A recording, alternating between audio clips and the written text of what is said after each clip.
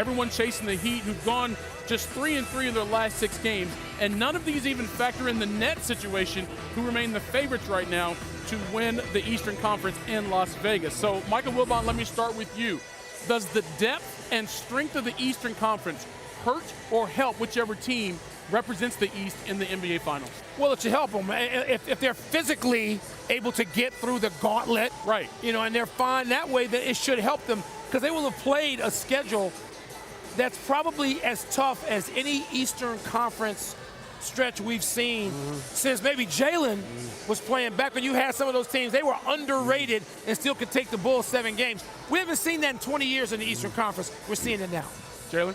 I believe that the Phoenix Suns have a great opportunity to eliminate a couple of their opponents in the first and second round, maybe have a tough Western Conference Finals, and be fresh for the NBA Finals. And that would hurt the Eastern Conference team going through the gauntlet you just said. Endurance matters. Yeah. And the journey matters. And I definitely believe in the Eastern Conference being so very tough, it's going to hurt them versus the Phoenix Suns in particular. I think what Wilbon and Jay Rose are missing is that the road in the East is tough. But it's tough because of the athleticism and the gifts of the teams, not the physicality. See, physicality beats you down, but not necessarily just having the ball, finesse against finesse. You don't see a vibrant physical team in the Eastern Conference that'll make it rough, rugged, and ugly and have you beat up by the time you get to the NBA Finals. Having said all of that, I got to get on y'all about Milwaukee, especially you in this one regard. Can we finally address the big elephant in the room about the Bucks? We don't believe in them enough. Because we believe if Kyrie hadn't gotten hurt and James Harden hadn't gotten hurt last year, they wouldn't be the champions now. Let's just call it what it is. See, I don't believe that. I believe in Giannis and the Bucks, and the East is rough and rugged. Look at Milwaukee in their front line.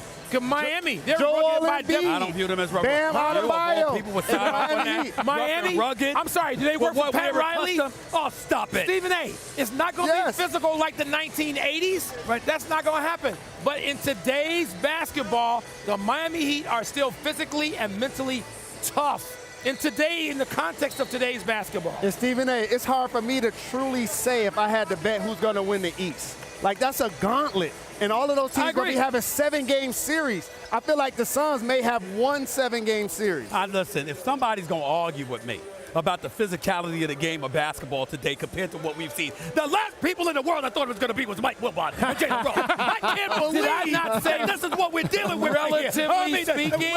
Okay, that's fine, but you didn't say that with your chest. Wait, Rick Mahorn is not walking through that door. Oh, come on now. Right? I mean, come on, Pat Riley. It's interesting that the two teams with the 2 best records are in the West, including the Grizzlies, who have the 2nd best record in the entire NBA. But, as we mentioned earlier, in Las Vegas right now, the favorite to win the NBA championship is the current 8th seed in the Eastern Conference in these Brooklyn Nets. Yeah, and they should be. And they should be. The betting favorite? Listen. If Kyrie Irving can play all the games with KD, the Brooklyn Nets should be the favorites in the Eastern Conference. He said to win it all, right? To win it all. He said the favorite to win it all. All right, Stephen Naismith, I got to ask you something. All right, you're a capitalist. Just to get out there. You're a capitalist, sir. You mean you'll tell people to bet their money on the Nets? And the East. And the East. We're going to back it up. I didn't mean the entire thing because the Warriors without knowing Kyrie Irving's status just yet, I'm talking and about knowing that Ben Simmons is looking unlikely to. I'm making the assumption about Kyrie being available because based on the I don't have them coming out of the East without him. Okay. But you know what? I was just looking at the Eastern Conference standings. And the Nets are 8th right now, but they only 3 games from the 6th seed. Come on. And also the Cavs are dealing with some issues. Like, we're talking about the Nets like they're going to be an 8th seed. They might be a 6th seed. That's right. Or they can be the 8th and take out the number 1 seed. Thank you for watching ESPN on YouTube. For live streaming sports and premium content, subscribe to ESPN+.